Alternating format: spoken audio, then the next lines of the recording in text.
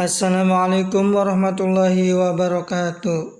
Halo semua siswa-siswi kelas 7 SMP dimanapun berada. Berjumpa kembali dengan mata pelajaran matematika. Kali ini kita akan membahas tentang bilangan berpangkat. Bersama saya Saiful Ikhwan SPD, guru matematika dari SMP Negeri 2 Anjatan Kabupaten Indramayu. Ya, langsung saja kita menuju ke materi bilangan berpangkat, atau nama lain dari bilangan berpangkat adalah eksponen. Kita akan membahasnya. Yang pertama akan kita bahas adalah tentang pengertian bilangan berpangkat.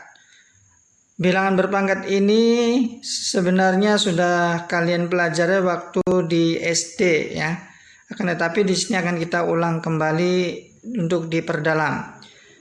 Pengertian dari bilangan berpangkat adalah suatu bilangan yang dikalikan dengan bilangan itu sendiri sebanyak jumlah pangkatnya. Misalkan di sini ada A pangkat N, itu sama dengan A dikali A dikali A dikali A dikali A titik-titik sampai dengan dikali A sebanyak N kali. Nah, N itu adalah pangkatnya dari A tersebut. Biar lebih paham, kita perhatikan contoh berikut. Misalkan di sini ada 5 pangkat 3, itu sama dengan 5 dikali 5 dikali 5 sebanyak 3 kali. Karena 3 itu adalah pangkat dari 5. Sedangkan 5 kali 5 dikali 5 itu sama dengan 125. Bisa dipahami ya, cukup mudah. Kemudian misalkan yang kedua ada 10 pangkat 9. 10 pangkat 9 itu artinya sama dengan 10 dikali 10 dikali 10 dikali 10 terus dikali 10 sebanyak 9 kali sesuai pangkat dari 10 tersebut. Nah, kemudian 10 dikali 10 dikali 10 sebanyak 9 kali itu sama dengan 1 0 0 0 0 0 dan 0-nya itu ada 9. Artinya 10 pangkat 9 itu sama dengan 1 miliar. Kalau nolnya ada 9 itu namanya 1 miliar. Bisa dipahami ya? Nah, kemudian yang selanjutnya, yang kedua, kita akan mempelajari tentang perpangkatan pada bentuk aljabar. Nah, ini adalah materi pendalaman di tingkat SMP.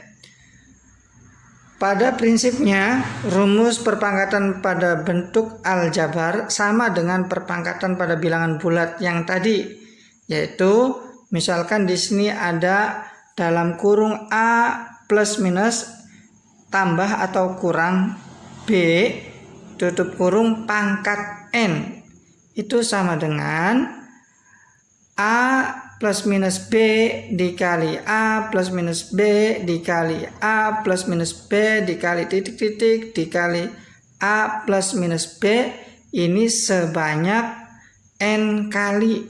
Nah, N ini adalah pangkat tadi ya, sama seperti pada perpangkatan bilangan bulat yang sudah dipelajari tadi. Biar lebih jelas kita perhatikan contoh. Misalkan di sini ada dalam kurung 2A ditambah 3B tutup kurung pangkat 2. Nah, pangkat 2 itu artinya bilangan itu dikalikan bilangan itu sendiri, sedangkan di sini bilangannya adalah 2A ditambah 3B. Artinya sama dengan 2A ditambah 3B dikalikan dengan 2A ditambah 3B lagi. Nah, bagaimana cara mengalikannya? Perhatikan baik-baik. Sama dengan cara mengalikannya adalah kita lihat 2A dikali dengan 2A itu sama dengan 4A pangkat 2. Selanjutnya adalah 2A dikalikan dengan 3B. Nah, karena 2A dengan 3B ini sama-sama positif, positif dikali positif itu sama dengan positif lagi. Sedangkan hasil 2A dikalikan 3B hasilnya adalah 6AB. Selanjutnya ada perkalian dari 3B dikalikan dengan 2A. Sama seperti tadi, 3B dengan 2A ini karena sama-sama positif, maka perkalian positif itu hasilnya adalah positif lagi. Hasil dari 3B dikali 2A hasilnya adalah 6AB. Selanjutnya perkalian dari 3B dikalikan dengan 3B. Sama-sama positif, maka menghasilkan positif kembali. 3B dikali 3B sama dengan 9B pangkat 2. Selanjutnya kita sederhanakan. Sama dengan 4A pangkat 2 biarkan. Nah, ditambah 6AB ditambah 6AB itu sama dengan 12AB. Ditambah dengan 9B pangkat 2. Selesai. Bisa dipahami ya? Lalu bagaimana kalau misalkan ada bilangan bentuk aljabar yang memiliki pangkat lebih dari 2 atau bahkan lebih banyak? Perhatikan contoh berikut. Misalkan di sini ada bilangan bentuk aljabar A tambah B berpangkat 4. Lalu bagaimana cara menyelesaikannya? Perhatikan penjelasan berikut. Perhatikan pola segitiga Pascal di bawah ini, karena pola segitiga Pascal ini akan berhubungan dengan koefisien pada berpangkatan bentuk aljabar. Lalu seperti apa pola segitiga Pascal itu? Perhatikan baik-baik. Pola segitiga Pascal diawali dari angka 1 ya. Kemudian diiringi atau diikuti dengan angka 1, 1. Nah, untuk menentukan pola selanjutnya, pola yang sudah ada kita tambahkan. Di sini ada 1, 1. Berarti 1 ditambah 1 itu sama dengan 2. Samping kanan dan kiri kita apit dengan angka 1, 1. Nah, untuk seterusnya juga selalu diapit dengan angka 1, 1. Terus untuk menentukan pola selanjutnya, kita tambahkan pola yang sudah ada. Di sini ada angka 1, 2, 1. Kita tambahkan, yaitu 1 ditambah 2 sama dengan 3. Kemudian 2 ditambah 1 sama dengan 3 lagi.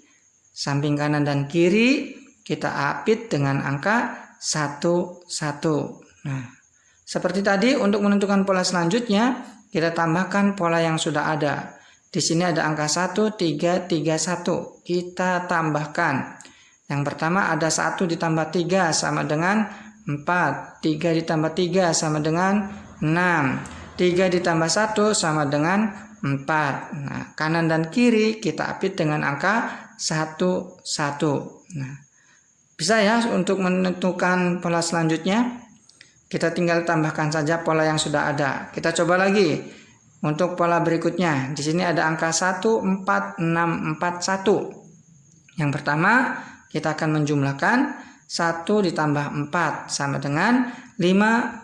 4 ditambah 6 sama dengan 10. Kemudian 6 ditambah 4 juga sama dengan 10. Kemudian 4 ditambah 1 itu sama dengan 5. Kanan dan kiri masih diapit dengan angka 1, 1. Dan ini berlaku seterusnya sampai pola tak terhingga ya. Ini seperti segitiga ya bentuknya, maka ini disebutnya pola segitiga Pascal. Lalu bagaimana hubungannya dengan perpangkatan bentuk aljabar? Perhatikan baik-baik.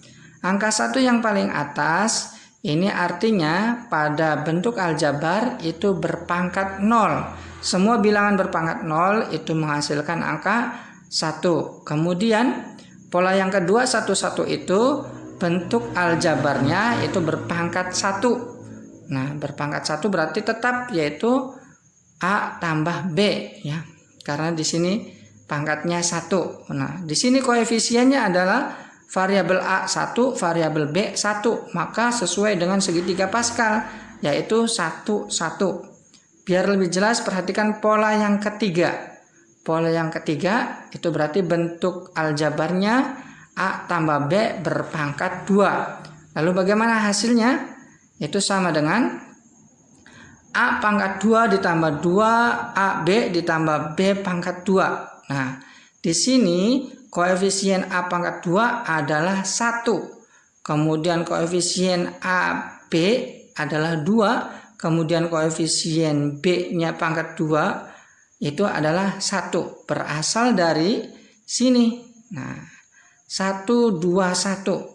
1 itu koefisien dari A pangkat 2, kemudian 2 itu koefisien dari AB, kemudian 1 itu koefisien dari B pangkat 2. Jadi 1, 2, 1. Bisa dipahami ya?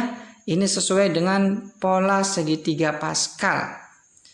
Selanjutnya pada pola yang keempat itu pada perpangkatan bentuk aljabarnya adalah berpangkat 3. A ditambah B pangkat 3. Bagaimana hasilnya? Sama dengan di sini ada angka 1, 3, 3, 1. Berarti ini adalah angka untuk koefisien bentuk aljabar.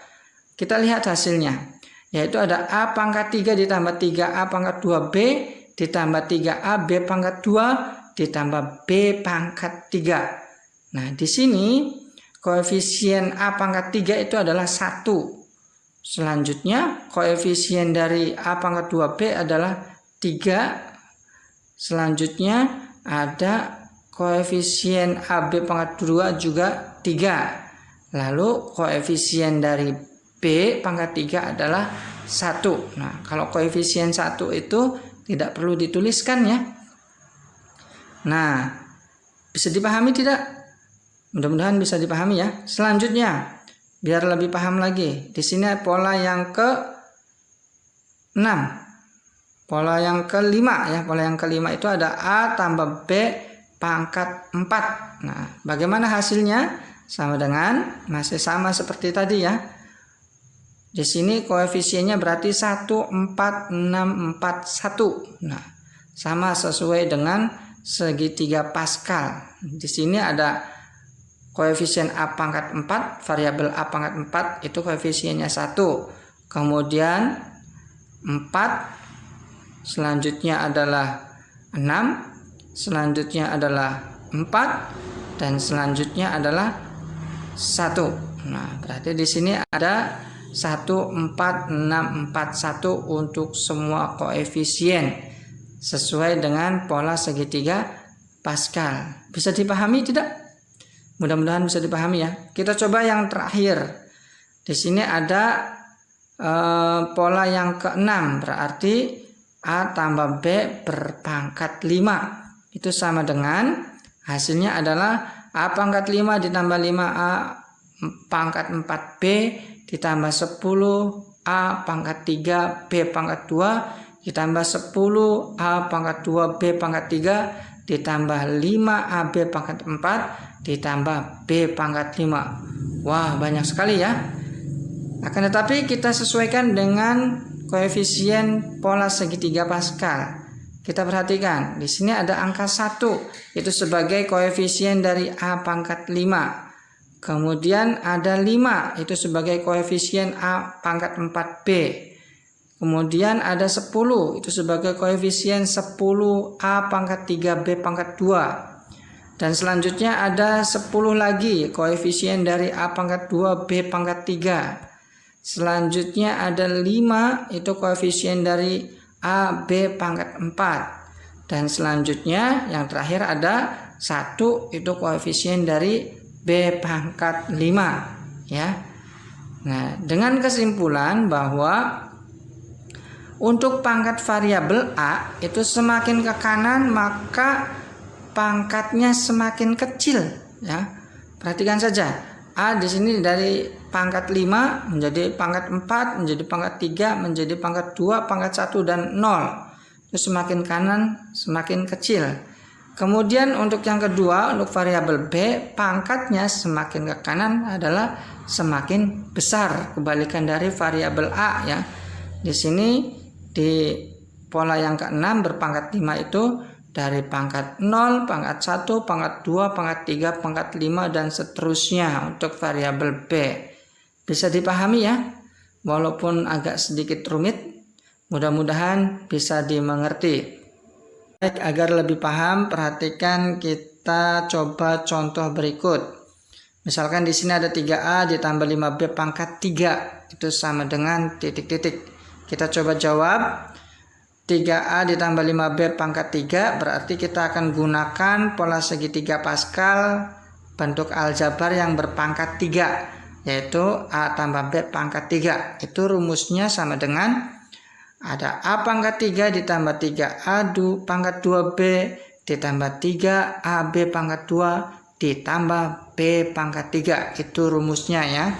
Lalu di sini ada soal 3A ditambah 5B pangkat 3. Berarti variabel A-nya adalah 3A, kemudian variabelnya adalah 5B.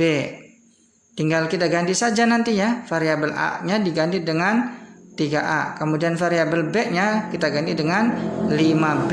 Berarti sama dengan A pangkat 3. Berarti kita ganti dengan 3A pangkat 3. Selanjutnya ditambah 3A pangkat 2B-nya. Berarti 3-nya tetap 3. A pangkat 2-nya diganti dengan 3A pangkat 2. Kemudian variabel B-nya diganti dengan 5B.